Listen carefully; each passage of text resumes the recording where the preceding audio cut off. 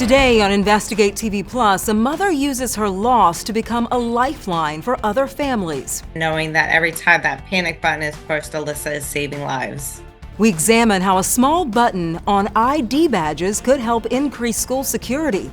However, they're investing in what I call the shiny object syndrome. Why some experts say technology alone won't solve the crisis. Then winning what seems like an impossible bidding war. It's not so much of finding the home that you love, it's more of finding a home where someone will accept your offer at this point. We break down the factors that could be keeping first-time buyers out of the market. Plus, a sweet story about second chances. Opens up the door for healing and forgiveness of self and others. How the smallest gestures, like sharing a homemade cookie, can inspire connection and comfort. It's everything. They visited me more than my family did. They became my family.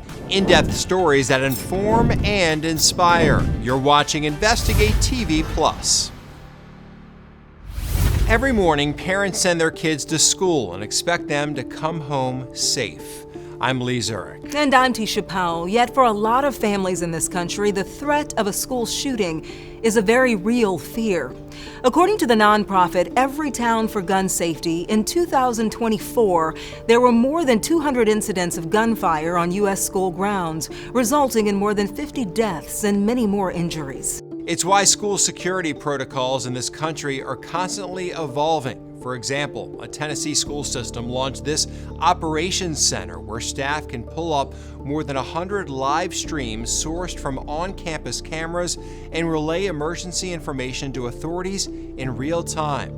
Then there's artificial intelligence now used to help schools detect weapons. It's not recording anything, but it's always scanning. This video out of Ohio shows how a system called Zero Eyes uses AI to scan for guns in and around schools.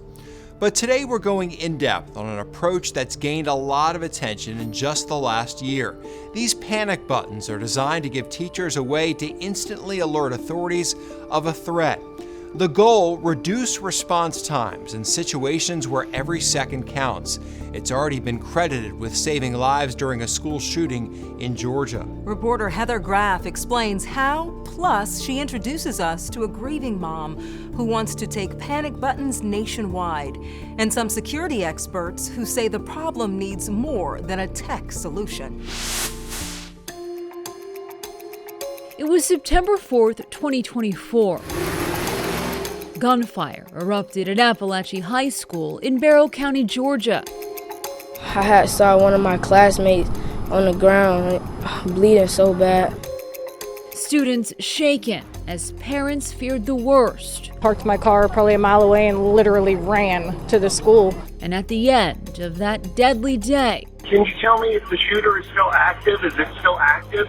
4 killed, 9 injured, and a 14-year-old in custody after yet another school shooting in America. My heart hurts for these kids. Yet Barrow County Sheriff Judd Smith also said lives were saved here in part due to the school's new alert system that launched just a few days prior. All of our teachers are armed with a form of an ID called Centegix. And Centegix alarms us and alerts the law enforcement office after buttons are pressed on an ID, and it alerts us that there is an active situation at the school for whatever reason. The technology he's talking about is essentially a wearable panic button. This one made by a company called Centegix, and you can see it looks similar to an ID badge, but there's a button built into the back of the card. The idea is that a teacher would click the button 3 times in situations such as a medical emergency, in which case on-site school administrators would be notified. But clicking the button 8 times indicates a worst-case scenario like a mass shooting and triggers campus-wide alerts, plus real-time notifications to school resource officers and local law enforcement. Those alerts also include GPS data designed to pinpoint the exact location of a threat down to the hallway. And authorities say that's what happened at Appalachia High School, where SROs quickly confronted and detained the alleged shooter. This type of technology absolutely helps to mitigate risk and loss. Lori Alhadeff runs a nonprofit called Make Our Schools Safe. That advocacy work fueled by agony following the 2018 massacre at Marjorie Stoneman Douglas High School in Florida. Alyssa was shot 8 times, and she was in the direct line of fire, unfortunately. Lori's daughter, Alyssa Al-Hadef, was one of 17 victims in that shooting, gunned down in her 9th grade English class. She was only 14 years old when she was murdered. She should be in college right now. It's why Lori, in the years since, has fought for better safeguards for students and teachers, including panic buttons or silent alarms. In fact, that's the goal of Alyssa's law, which requires or encourages panic buttons in schools. To date, Lori says 7 states have approved versions of the bill that bears her daughter's name. Time equals life. So knowing that they have their panic button and that they can push it and get a law enforcement there, I think is so extremely important. And even in the absence of a state mandate, some schools, like Appalachia High, have implemented panic buttons on their own. Do you think this approach is gaining traction in light of the shooting in Georgia? I think it absolutely did. Experts say that's almost to be expected after a high-profile school shooting because families and school leaders are desperate for solutions. A recent Gallup poll found 44% of U.S. adults with a child in kindergarten through 12th grade say they fear for their child's safety at school. They're investing in what I call the shiny object syndrome. Ken Trump, no relation to President Donald Trump, is a school security expert based out of Ohio. So we have a big job here. And Dewey Cornell is a professor of education at the University of Virginia who spent decades researching school safety. I understand that once a shooting has occurred, that seconds matter. In your opinion, do these panic buttons make schools safer? There's absolutely no evidence, research or otherwise, that a panic button is going to prevent an incident from happening. And that's where we need to make our focus. Let's try to reduce the likelihood of a shooting as well. And so we asked them both. How do schools strike that balance? Well, schools need more resources and emphasis on preventive measures. Cornell recommends every school has its own behavioral threat assessment team that works to identify students at risk of committing violence and then intervenes to get them help. That approach currently required in the 10 states you see here. Rather than hit the panic button, I'd rather identify a problem and have a counselor, a psychologist, others work with that young person long before they bring the gun to school. And Ken Trump maintains no technology is more valuable or effective than an alert campus community and a well-trained staff. Educators need to be communicating with parents, students, and staff. See something and say something, but also train people to do something once somebody reports. As for Lori Al-Hadef, she believes the answer is perhaps all of the above. We have to remember school safety is a layered approach. And plans to continue pushing for panic buttons. Because when a shooter showed up at her daughter's school, she feels more layers of protection were needed. I would love for every state for it to be mandatory, and knowing that every time that panic button is pushed, Alyssa is saving lives.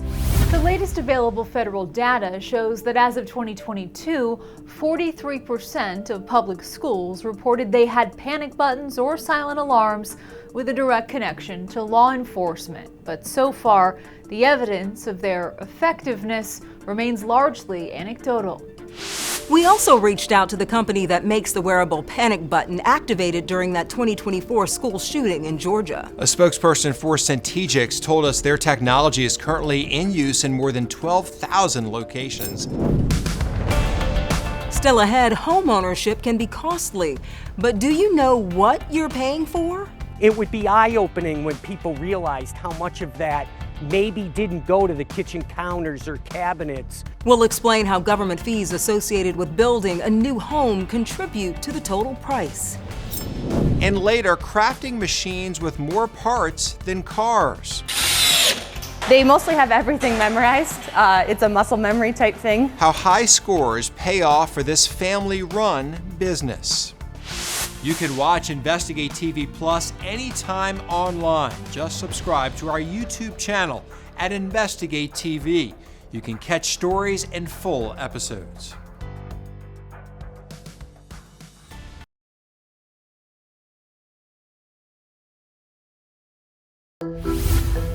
Buying a home, it's a milestone for many, but one that can be frustratingly out of reach. Especially for first-time home buyers, as housing experts say certain costs are contributing to a low housing supply.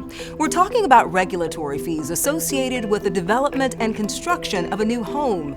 These include changes to building codes, zoning approvals, site studies, and complying with labor laws. They're all part of the final price tag for home buyers. Investigative reporter Sam Smink explains how those regulatory costs can keep home ownership just a dream. As a professional organizer, Alexis Gwynn likes to make sure everything has its place. Unfortunately, she has no control over the mess she says she's found looking for her first home. I have been searching for 3 years. It has been brutal. Gwynn says she's made offers, about 10 of them, but is outbid every time. Every home I have bid on, I've bid it over minimum 10K. Minimum. And that doesn't seem to do it. It's not so much of finding the home that you love, it's more of finding a home where someone will accept your offer at this point. The prices keep going up and up, her realtor John Sabretsky III says, simply because there aren't enough houses to go around. For example, in Weathersfield, 2 weeks ago I sold a home on Clark Ridge. There were 17 offers, so we beat out 16 other competitors. It went for $140,000 over asking. When there aren't enough homes, prices keep rising. Take this game of Monopoly. If every space is full, no matter where you land, you'll have to pay, usually a set amount. But in real life, owners can charge you whatever they want because you have nowhere to move. There's too many people chasing too few houses. Housing advocate Sean Guillot says that while national economics do play a part in this housing crisis, Connecticut has a supply problem. The main pressure is still supply. There's no entry into the market when even the smallest, oldest, sort of least desirable homes in the market overall are too expensive for first-time home buyers. So they stay renters. It drives up rents. In fact, Connecticut has one of the lowest rates of new home building in the country. I don't think there's enough going on. Greg Ugaldi is a local developer and the former president of the National Association of Home Builders, or NAHB. It's expensive because of the land cost and materials. There's also a shortage of construction workers in Connecticut, so labor costs factor in as well. But Greg says when you look at the price of new home construction, the price goes up tremendously when you complicate things. He says regulations, federal, state, and local, play a big role. We actually did a study that everybody is citing now around the country, that when you look at the price of a home after construction, it's actually close to a quarter is due to regulatory compliance. The 2021 NAHB study Greg mentioned showed on average regulations account for more than $93,000, 24% of the average sales price of a single-family home, valued at more than $394,000. Ugaldi says the study doesn't argue that all regulation is bad. It suggests policymakers should reduce or eliminate unnecessary regulations. It would be eye-opening when people realized how much of that maybe didn't go to the kitchen counters or cabinets or really adding value to the home. It all adds up, Ugaldi says, keeping buyers like Alexis Gwynn where they are. Could someone build some houses in Connecticut? Good square footage, garage, and I don't have to remodel the whole thing. The NAHB conducts this study every 5 years and found in 2021 the average regulatory costs were up nearly 44% from 2011. The NAHB says this study is not an indication all regulations are bad or should be eliminated, and acknowledges they can protect the environment and people working on projects. The association said its study can be used to help policymakers reduce unnecessary regulations that can help home builders increase production. From living behind bars to passing out baked goods. So this is all Sunday right here. How a connection over a cookie helped a woman to rebuild her life. I mean, starting over at 43 is not easy. But first, a family with a passion for pinball. A pinball machine is a movie, it's a video game, it's a physical arcade machine. Turns their love for the game into an international success story. You can watch Investigate TV Plus anytime, streaming online. Get the app for Roku, Amazon Fire TV, and Apple TV. They're free to download.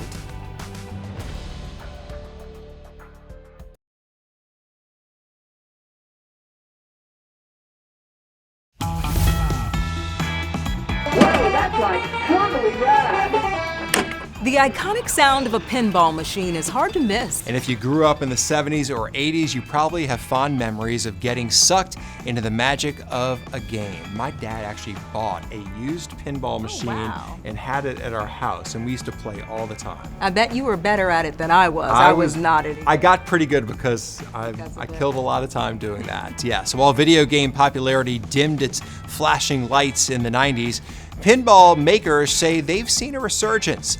And in a tiny Wisconsin town, a family-run business is helping fuel the comeback. Reporter Tim Elliott gives us a behind-the-scenes look at spooky pinball and how they're putting a new spin on an old favorite. A game of pinball can be crazy and chaotic. But the operation at Spooky Pinball in Benton, we have a personal touch that we put into our stuff that nobody else does. Moves along pretty smoothly. Slow and steady. Benton is a small farming village in southwest Wisconsin in Lafayette County, a beautiful country drive about 75 miles from Madison. So we have been slowly climbing the ladder since we started. Morgan Emery is the chief financial officer. In this new building, they assemble their original pinball games that get shipped all over the world. We are dedicated to our product. We always try to put as much energy and effort into our products. It's a work of art. It really is. Spooky Pinball is definitely a family business. I would say I'm kind of the black sheep of the family. My dad started it back in 2013, and my mom was one of his first employees. Bug Emery is the creative director. He says pinball has grown in popularity since they started in 2013. So pinball has been in a major resurgence for about the last 10 years now. We kind of got in shortly after it was starting. We sell to hardcore pinball fans, and we also sell to quite a few locations too, arcades, barcades, a bowling alley, movie theater, whoever may want to put our machine in their facility. As you can imagine, making these machines isn't easy. It has more parts in it than a car does. So to be able to get in there and work up close and personal with what you need to work on is huge. A pinball machine is a movie, it's a video game, it's a physical arcade machine, it's an amusement park ride. But Spooky has the process down pat. They mostly have everything memorized. It's a muscle memory type thing. We got something really special. When Spooky Pinball first opened a decade ago, they say they were one of only 3 companies worldwide shipping pinball games. Now they make and sell more than 1,000 machines a year, and each one cost about $10,000. Up next, a cookie and a conversation. It's a recipe for a transformation. I can't stop because of the effect that it had on me. I can't not do this. How volunteers are using these ingredients to help people looking for a fresh start.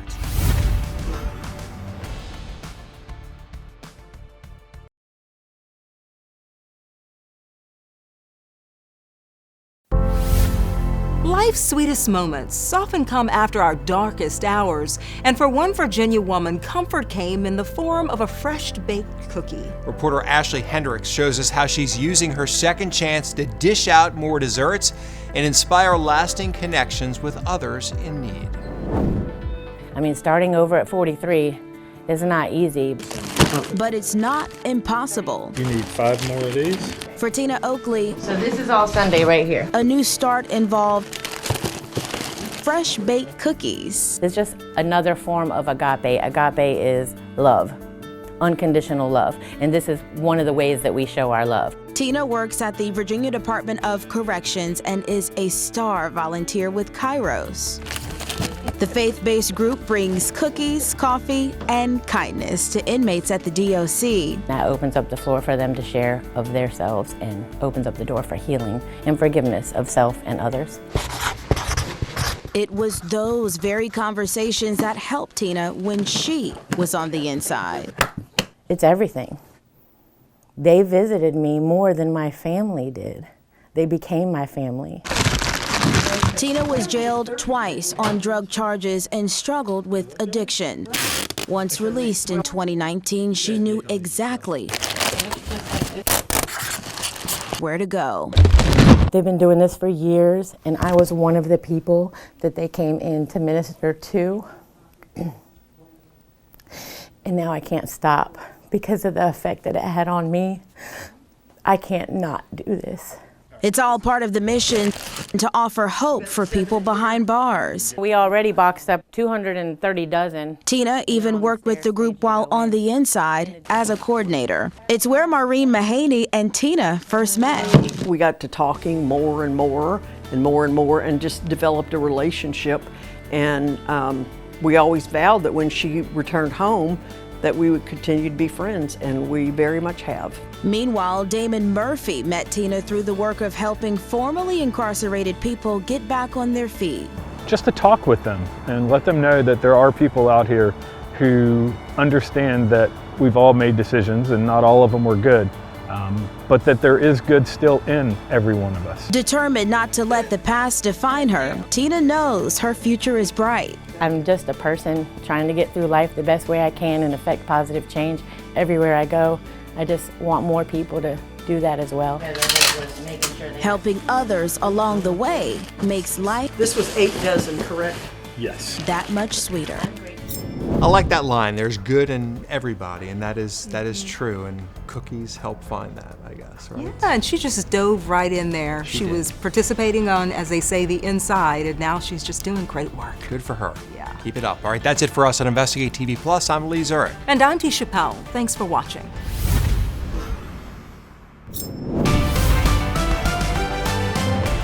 On the next Investigate TV Plus, cars connected to the internet raise concerns about your privacy. Who owns who, right? Do I own the car, or does the car own me? We examine how new vehicles can track your every move and where that information may end up.